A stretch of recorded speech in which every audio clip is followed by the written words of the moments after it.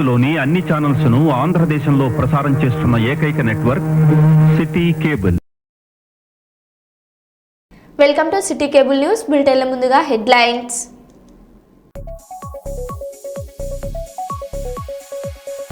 Ghatkesar road సమస్యపై ప్రజల పక్షాన నిలిచిన మల్కాజ్గిరి పార్లమెంట్ సభ్యులు ఈటెల రాజేందర్.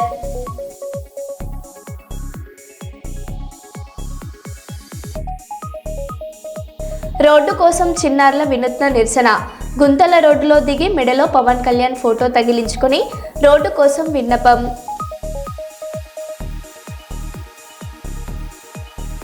నుండి ఇంటర్ పరీక్షలు ప్రారంభమయ్యాయి.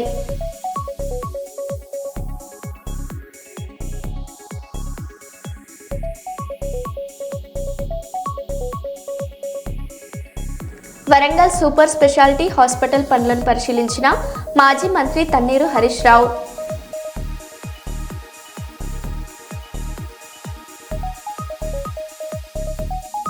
కామారెడ్డి జిల్లాలో కవలలను పెళ్లాడిన కవలలు.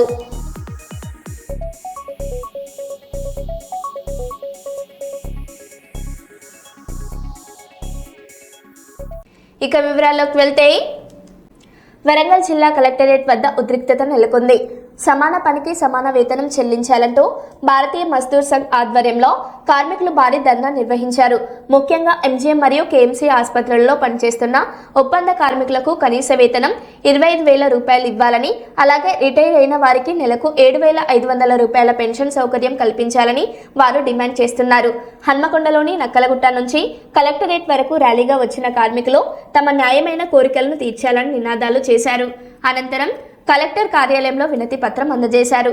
ప్రభుత్వం స్పందించకుంటే ఉద్యమాన్ని మరింత ఉధృతం చేస్తామని ఈ సందర్భంగా బీఎంఎస్ ప్రతినిధులు హెచ్చరించారు.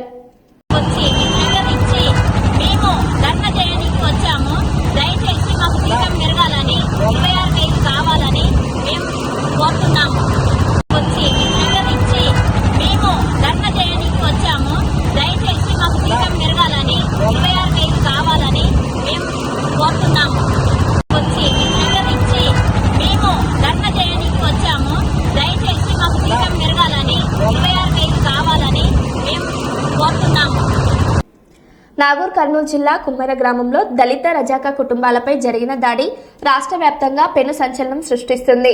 ఈ అమానుష ఘటనలో 2 నెలల పసిపాప ప్రాణాలు కోల్పోవడం అత్యంత బాధాకరమని బీఆర్ఎస్ వర్కింగ్ ప్రెసిడెంట్ కేటీఆర్ తీవ్ర ఆవేదన వ్యక్తం చేశారు. బాధితులను పరామర్శించిన ఆయన రాష్ట్రంలో శాంతి భద్రతలు ఎక్కడున్నాయని ప్రభుత్వాన్ని సూటిగా ప్రశ్నించారు. కేవలం కక్షపూరిత రాజకీయాల కోసం సామాన్య కుటుంబాలను, పసిపాపలను బలి తీసుకోవడం దారుణమన్న కేటీఆర్ ఈ ఘటనకు బాధ్యులైన నిందితులను తక్షణమే అరెస్ట్ చేసి ఫాస్ట్ ట్రాక్ కోర్టు ద్వారా కఠినంగా శిక్షించాలని డిమాండ్ చేశారు. బాధితులకు న్యాయం జరిగే వరకు తాము అండగా ఉంటామని, ఈ పోరాటాన్ని ఆపేది లేదని ఆయన స్పష్టం చేశారు.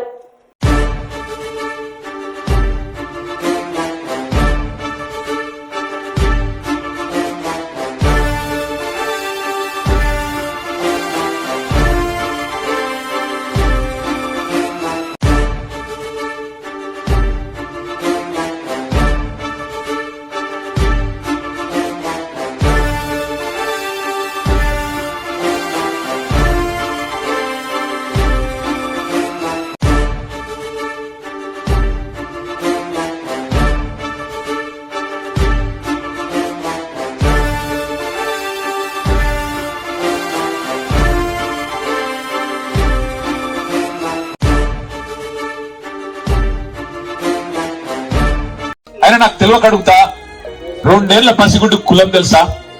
2 నెలల పసిగుడ్డుకు 2 నెలల పసిగుడ్డుకు మతం తెలుసా? 2 నెలల పసిగుడ్డుకు అధికారం తెలుసా? ఏం తెలుసు? మనం పుట్టించిన కథ కులం. మనిషి పుట్టినాక 5 నిమిషాలకు పుట్టేది కులం.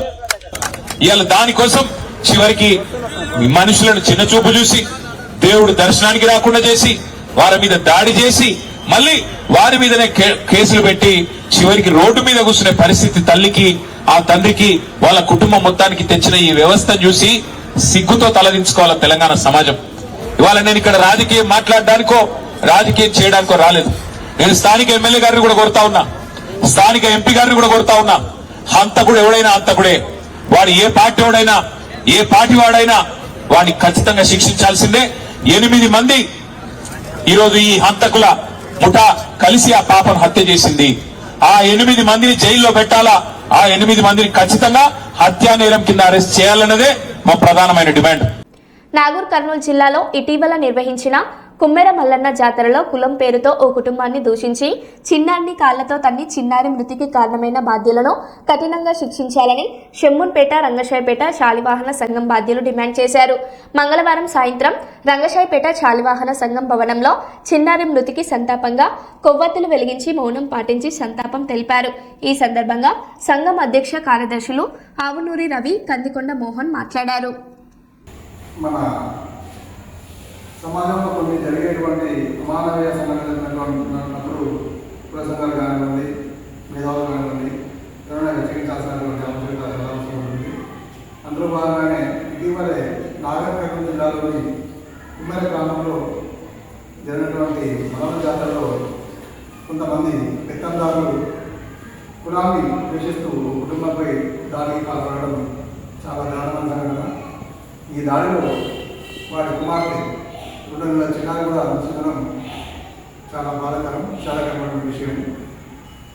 ఇప్పటికీ కూడా ఈ సమాజంలో ఇలా కులాన్ని వ్యతిరేకిస్తూ దాడులకు పాల్పడడం అనేది చాలా సిగ్గుచేటు. ఇలాంటి సమాజంలో చోటు చేసుకుంటే వచ్చే రోజులు ఇంకా చాలా దుర్భరంగా వచ్చేటువంటి పరిస్థితులు ఉంటాయి. కులం అనేది కేవలం గడపలో కూడా ఉండాలి. మనం బయటకు వెళ్తే అందరం హిందువులం, అది గుర్తుంచుకోవాలి ఫస్ట్. ఈ కులాలు ఇవన్నీ మతాలు ద్వేషాలు ఇవన్నీ మనకు పనికిరావు, మన సమాజానికి కరెక్ట్ కాదు.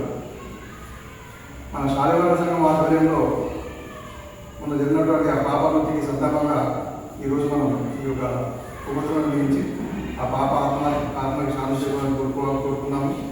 అదేవిధంగా ఆ పాప తల్లిదండ్రులైనటువంటి గణేష్, మౌనిక దంపతులకు తీరని లోటు జరిగింది. దాన్ని ఎవరు కూర్చోలేదు.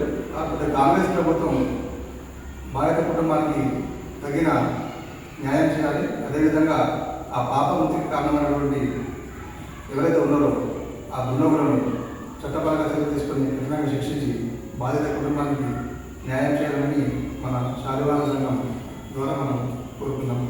ధన్యవాదాలు. నాగర్ కర్నూలు జిల్లాలో జరిగినటువంటి అమానవీయ సంఘటన ఏదైతుందో నిజంగా బాధాకరం. బీసీ కులానికి చెందినటువంటి కుటుంబాన్ని అక్కడ జాతరలో అవమానిస్తూ వాళ్ళు ప్రవర్తించిన విధానం నిజంగా చాలా సిగ్గుచేటు. ఒక పక్క మనిషి రాకెట్లో అంతరిక్షానికి వెళ్తుండగా మరోపక్క కులాల పేర మతాల పేర కొట్టుకుంటూ వారిని అనగదొక్కే ప్రయత్నాలు చేయడం నిజంగా బాధాకరం. ఆ సంఘటనకు నిరసనగా ఈరోజు మన రంగశాయపేట శాలివాహన సంఘం తరఫున వారి ఆ పాప ఏదైతే ఉందో 2 నెలల పసికందు మృతికి సంతాపకంగా ఈరోజు కొవ్వొత్తులతో ఆ పాప ఆత్మకు శాంతి చేకూరాలని చెప్పేసి మన రంగశాయపేట శాలివాహన సంఘం తరఫున కుల బాంధవులందరూ కూడా మద్దతు తెలుపుతూ బీసీలంతా ఏకం కావాలి. ఏదైతే అగ్రకులాల పెత్తనాన్ని మనం ఖండిస్తూ రాబోయే రోజుల్లో ఖచ్చితంగా మన ఐకమత్యాన్ని మన బలాన్ని చాటి రాజకీయంగా కానీ అన్ని రకాలుగా అభివృద్ధి చెందడానికి మనమంతా కూడా కోరుకోవాలని చెప్పేసి పిలుపునిస్తూ మరొకసారి ఆ పాప ఆత్మశాంతి చేకూరాలని కోరుకుంటున్నాం.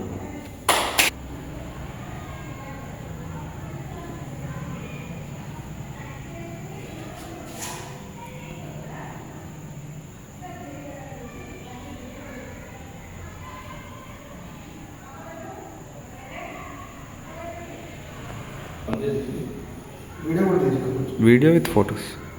వీడియో ఫోటో వీడియో ఇట్లా దగ్గర ఇట్లా తిప్పుకోవాలి సార్. స్క్రోల్ చేసి పక్కన నుంచి ఇట్లా తిప్పు.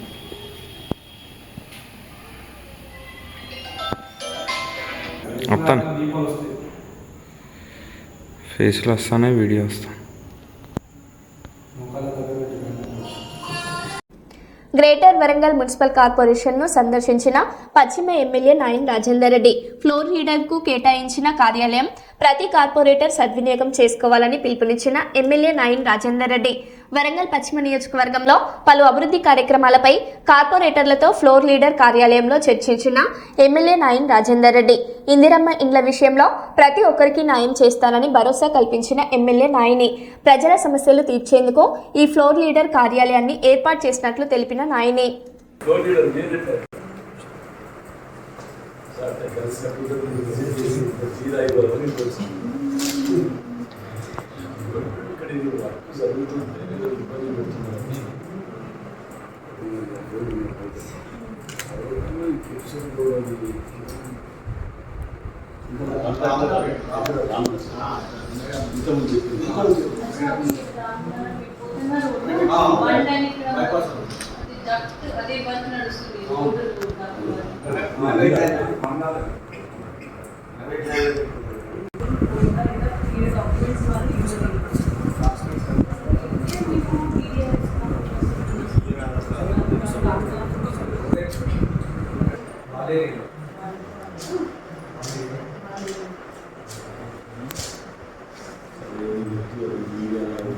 లో మేము అప్పుడప్పుడు విజిట్ చేయడానికి కూడా రావడం జరుగుతుంది. అందులో భాగంగానే ఈరోజు కార్పొరేషన్ ఫ్లో లీడర్ తోట వెంకన్న గారి ఛాంబర్కు రావడం జరిగింది.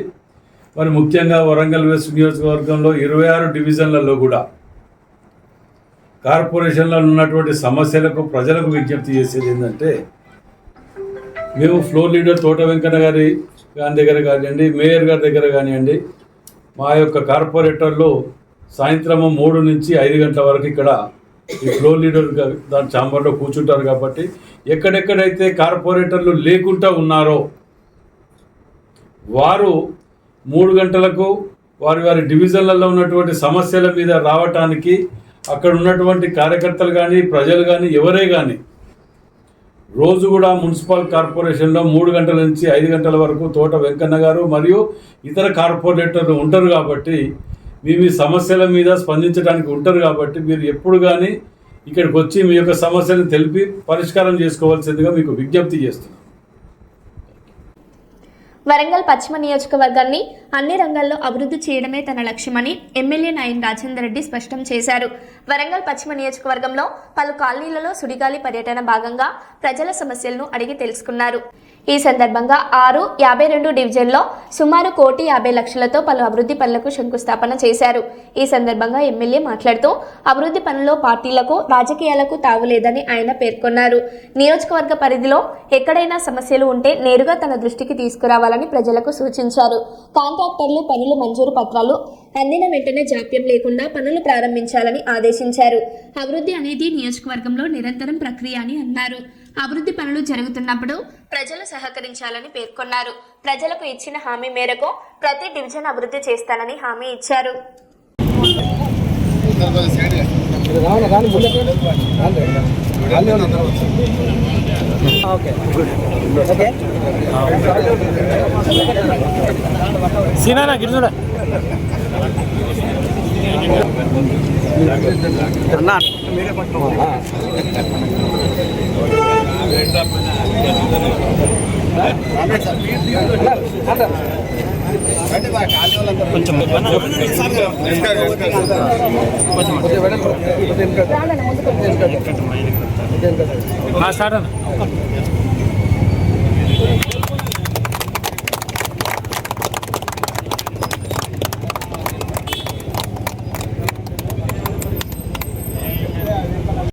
చేసే విధంగా నియోజకవర్గ అభివృద్ధిని రాజకీయాలకు అతీతంగా, రాజకీయ పార్టీలకు అతీతంగా నియోజకవర్గాన్ని అభివృద్ధి చేయాలనే ఆలోచనతోటి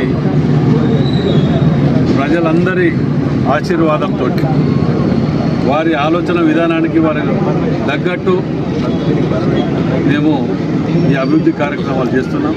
అందరూ కూడా సహకరిస్తున్నారు. చాలా సంతోషం వారందరూ కూడా. ప్రత్యేకంగా ఈ రామ్నగర్లో 52వ డివిజన్లో కూడా మనం చూస్తూనే ఉన్నాం. మొదటికెళ్ళి నాయమ్నగర్ బ్రిడ్జ్ నుంచి మొదలు పెడితే రాజాజీనగర్ బ్రిడ్జ్, అటు నుంచి రామ్నగర్ ఈ ఏరియాలలో ఎన్నడూ లేని విధంగా అందరి సహకారాలతో అభివృద్ధి చేయగలుగుతున్నాం. మరి కాజీపేట నుంచి MGM అవతల వరకు కూడా ఎక్కడెక్కడ కొన్ని అభివృద్ధి కానీ నోచుకొని ఉన్నాయో వాటిని మా దృష్టికి తీసుకురాని మేము తప్పకుండా చేస్తామని కూడా ప్రజలకు విజ్ఞప్తి చేస్తున్నా. మరి కొన్ని దిక్కులల్లో కొందరు కాంట్రాక్టర్ల ద్వారా ఇబ్బందులు అవుతున్నాయి. కొబ్బరికాయ కొట్టినాక కూడా ఇంతకుముందు చెప్పినట్టు 10% కొబ్బరికాయలు కొట్టిన తర్వాత కూడా వాటికి ఆ కాంట్రాక్టర్లు మేము మా బాధ్యత డబ్బు కేటాయించడం, ఎక్కడెక్కడ అత్యవసరం ఉన్నాయో వాటిని ఇమ్మీడియట్గా టెండర్ కాల్ఫర్ చేయటం మా బాధ్యత చేస్తున్నాం. కానీ కాంట్రాక్టర్లు కూడా సహకరించాలి. మీరు బిల్లులు 1-2 రోజులు లేట్ అయినా పర్వాలేదు తీసుకుంటామనే ఉద్దేశం ఉన్న వాళ్ళు మాత్రమే టెండర్లు వేయండి. ఇలా టెండర్లు వేసి 4 టెండర్లు వేసి మేము ఏదో ఒకటే చేస్తాం, ఒకటి బిల్లు వచ్చినాక ఇంకోటి చేస్తామంటే మిగతా డివిజన్లలో ఇబ్బందులు అవుతున్నాయి. కొబ్బరికాయ కొట్టి ఎమ్మెల్యే 4 నెలలు అయింది ఇంకా కొట్టలేదు అంటే అది మాకు కూడా అవమానకరంగా ఉంటుంది. దయచేసి కాంట్రాక్టర్లు కూడా సహకరించాలి. ఎందుకంటే చరిత్రలో ఎన్నడూ లేని విధంగా మీ బిల్లులో పైసా అప్పు లేకుండా 6 నెలల కింద నేను క్లియర్ చేయించగలిగినాం. ఇప్పుడు మళ్ళీ జమ అయినాయి కావచ్చు. కొన్ని సందర్భాలల్లో కార్పొరేషన్లో డబ్బులు షార్టేజ్ ఉండి మేము ఇవ్వలేకపోవచ్చు, 4 రోజులు లేట్ కావచ్చు. కానీ పనులను ఆపితే అది ప్రజలకు అసౌకర్యం అవుతుంది, మాకు కూడా మచ్చ తిరిగి వస్తుంది. కాబట్టి దయచేసి మీరు కూడా సహకరించాలని చెప్పి విజ్ఞప్తి చేస్తున్నాం. వరంగల్ సీకేఎం ఆసుపత్రిలో దారుణ పరిస్థితులు నెలకొన్నాయి. పారిశుద్ధ్యం పడకేయడంతో ఆసుపత్రి ఆవరణలో పందికొక్కులు వీర విహారం చేస్తున్నాయి. చెకప్ కోసం వచ్చే గర్భిణీలకు కనీసం కూర్చోవడానికి సీట్లు కూడా లేవు. గంటల తరబడి నిలబడే నరకం చూస్తున్నారు. ఇక తాగే నీటి ఫ్రిడ్జ్ దగ్గర పేరుకుపోయిన అపరిశుభ్రత చూస్తే వాంతులు వచ్చే పరిస్థితి. చిన్నారుల ప్రాణాలతో చెలగాటమాడుతున్న యంత్రాంగం. ఇకనైనా స్పందించాలి. తల్లుల ఆరోగ్యం ప్రశ్నార్థకంగా మారకముందే చర్యలు తీసుకోవాలి.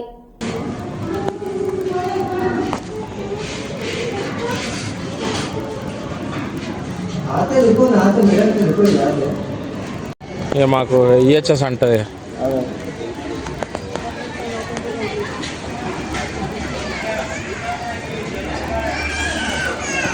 ఇక మాకు ఈహెచ్ఎస్ అంటది.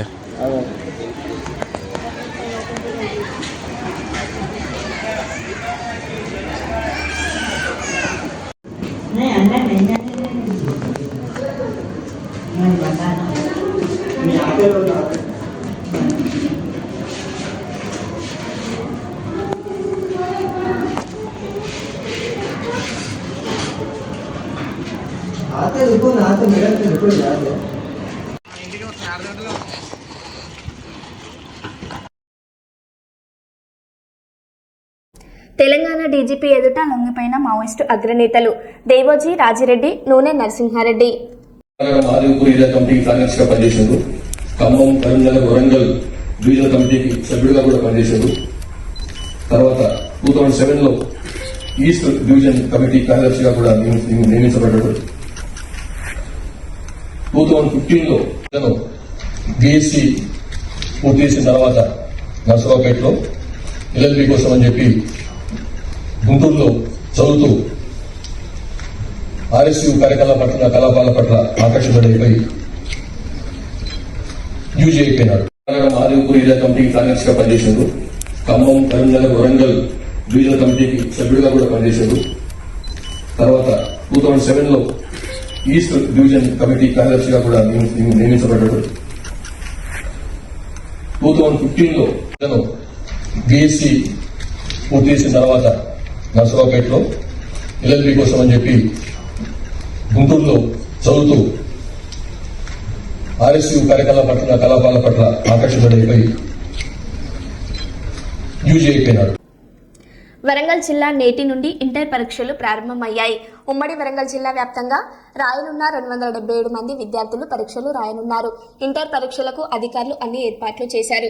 వరంగల్ జిల్లాలో 24 పరీక్ష కేంద్రాలలో 12,166 మంది విద్యార్థులు పరీక్షకు హాజరు కానున్నారు. హన్మకొండ జిల్లాలో 52 కేంద్రాలలో 38,600 మంది విద్యార్థులు పరీక్షకు హాజరు కానున్నారు. విద్యార్థులకు ఎలాంటి ఇబ్బందులు కలగకుండా పరీక్ష కేంద్రాల వద్ద అన్ని ఏర్పాట్లు చేశారు. అధికారులు పరీక్ష కేంద్రాల వద్ద జిల్లా పోలీస్ అధికారులు 163 బిఎన్ఎస్ఎస్ సెక్షన్ ఏర్పాటు చేశారు. ఉదయం 9 గంటల నుండి మధ్యాహ్నం 12 గంటల వరకు పరీక్ష నిర్వహిస్తున్నట్లు అధికారులు తెలిపారు.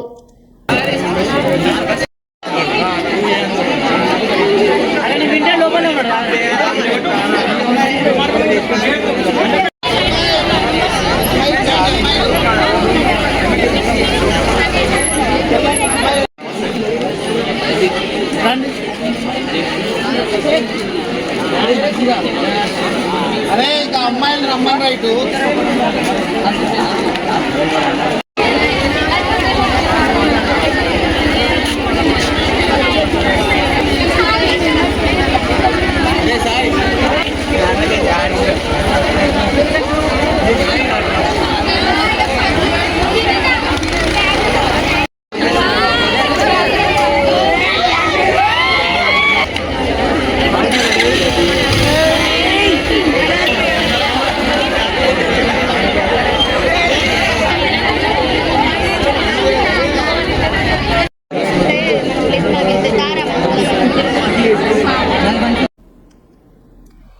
హాస్పిటల్లో రాజకీయ వేడి మరింత పెరిగింది.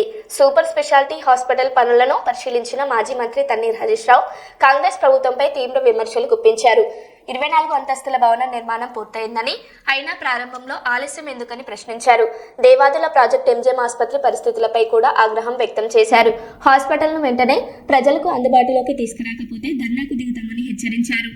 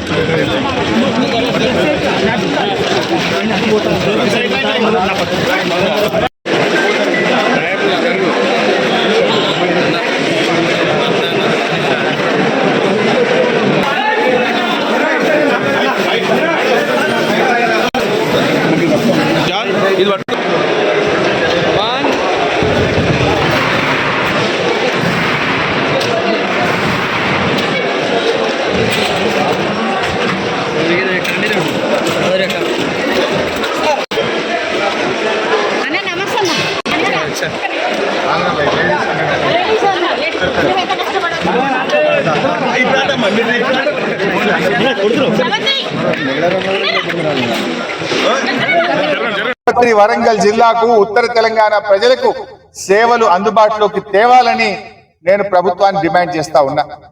ఈ జిల్లా నుంచి ఉన్న 2 మంత్రులు గాని, ఇన్ఛార్జి మంత్రి గాని, శాసనసభ్యులకు కనీసం సోయి లేకుండా పోయింది. ఇంత గొప్ప ఆసుపత్రి ప్రజలకు అందుబాటులోకి తేవాలనే తన్లాట తపన లేకపోవడం నిజంగా చాలా దురదృష్టకరం. ఎంజిఎం ఆసుపత్రి అయితే ఇక అది చెప్పనే అవసరం లేదు. మా పత్రికా విలేకరులు రాసి రాసి చేయి నొప్పి పెడుతున్నాయి. మా ఎలక్ట్రానిక్ మీడియా రిపోర్టర్లు మాట్లాడి మాట్లాడి గొంతు ఎండిపోతున్నది, కానీ ఈ ప్రభుత్వంలో చలనం లేదు. ఇన్నిసార్లు వరంగల్కి వచ్చిండు రేవంత్ రెడ్డి, ఒక్కసారన్నా ఎంజిఎం విజిట్ చేసినవా? 2.5 ఏళ్లలో ఆరోగ్య మంత్రి ఎప్పుడన్నా ఎంజిఎం ఆసుపత్రులు అడుగు పెట్టిండా? పందికొక్కులకు ఎలుకలకు నిలయమైపోయింది ఎంజిఎం ఆసుపత్రి. స్ట్రెచ్చర్లు లేవు, వీల్ చైర్లు లేవు, మంచాలు లేవు, మందులు లేవు, టెస్ట్లకు కావలసినటువంటి మెటీరియల్ లేదు. మొత్తం కూడా ఇలా కుప్ప చేసింది. ఆనాడు సూపర్ స్పెషాలిటీ ఆసుపత్రిలో గుండెకు సంబంధించిన 250 శస్త్రచికిత్సల్ని బీఆర్ఎస్ దాదాపు 5-6 నెలలకి జీతాలు వస్తలేవట పాపం. నేను వస్తున్నా అంటే పొద్దున్న నుంచి ఓపిక కూడా లేదా మీకు? కనీస బాధ్యత లేదా అని చెప్పి నేను అడుగుతా ఉన్నా. ఈరోజు తక్షణమే అవుట్ సోర్సింగ్ ఉద్యోగులకు రెన్యువల్ చేయండి, వారి వేతనాలు చెల్లించండి అని చెప్పి కూడా నేను ఈరోజు డిమాండ్ చేస్తా ఉన్నా. 6 నెలలు జీతం ఇవ్వకపోతే నడుస్తుందా? ఎట్లా ఇల్లు గడవాలి? వాళ్ళ పిల్లలు, వాళ్ళ భార్య, వాళ్ళ కుటుంబం ఏం కావాలో ఒకసారి ఆలోచించాలని చెప్పి నేను ప్రభుత్వాన్ని డిమాండ్ చేస్తా ఉన్నా. ఇకపోతే పొద్దున్నే ఏదో ఉద్యోగం రేవంత్ రెడ్డి గారు గత ఎట్లున్నదంటే ఆడలేక ఓడ మధ్యలు అన్నట్టు పనిచేయడం చేతగాక మీరు ల్యాండ్ ఎక్విజిషన్ కు నిధులు విడుదల చేయక ఇంకా బీఆర్ఎస్ పార్టీ మీద పడేడిస్తా ఉన్నారు. ఎన్ని రోజులు ఏడుస్తారు? 2.5 సంవత్సరాలు అయింది మీరు అధికారంలోకి వచ్చి. 2.5 సంవత్సరాల్లో 2.5 ఎకరాలకు కూడా దేవాలే రేవంత్ రెడ్డి గారు ఆయన ఆపేసిండు. పాపం ఆయన పరిస్థితి దయనీయంగా అయిపోయింది. ఉత్తమ్ కుమార్ రెడ్డి, ఉత్తమన్న నువ్వు జరాగు ఈ ప్రాజెక్టు మీద కడియం శ్రీహరి గారికి బాగా తెలుసు, ఈసారి రివ్యూ చేస్తే కడియం శ్రీహరిని పిలుచుకో అంటుండ్రు. అంటే నీళ్ళ మంత్రికి ఏం తెలుసు?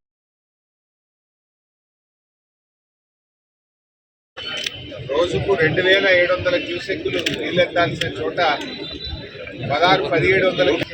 ఉత్తమ్ కుమార్ రెడ్డి గారు హైదరాబాద్ లో వరంగల్ ఎమ్మెల్యేలతో సమావేశమైనప్పుడు 2027 మార్చి కల్లా రేవాదుల ప్రాజెక్టు పూర్తి చేస్తామని ఉత్తమ్ కుమార్ రెడ్డి గారు ఒక డెడ్ లైన్ పెట్టారు.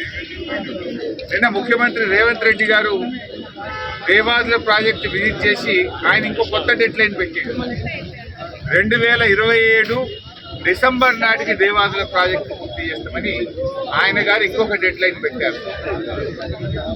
పొంగులేటి గారిది ఒక డెడ్ లైన్, ఉత్తమ్ కుమార్ రెడ్డిది ఒక డెడ్ లైన్, రేవంత్ రెడ్డిది ఒక డెడ్ లైన్. డెడ్ లైన్లు మారుతున్నాయి, డేట్లు మారుతున్నాయి తప్ప ప్రాజెక్టులో అంగుళం కూడా. హన్మకొండ జిల్లా కలెక్టరేట్లో నిర్వహించిన ప్రజావాణి కార్యక్రమంలో 165వ వినతులు స్వీకరించనున్నట్లు అధికారులు తెలిపారు. అదనపు కలెక్టర్ ఎన్ రవి వినతులను త్వరితగతిన పరిష్కరించాలని అధికారులకు సూచించారు. సమాచార హక్కు చట్టం కింద వచ్చిన దరఖాస్తులను PIOలు సమయానికి ఇవ్వాలని ఆదేశించారు.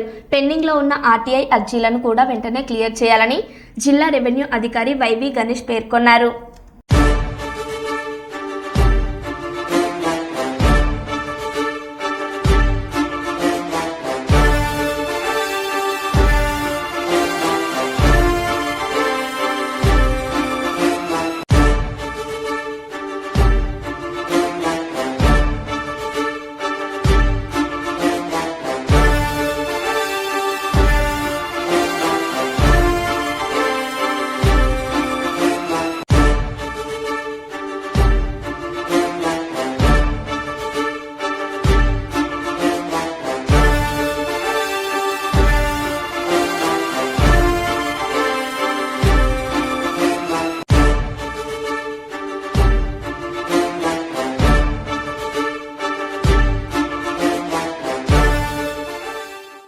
మరో బులెటిన్లో మళ్ళీ కలుద్దాం. Stay tune.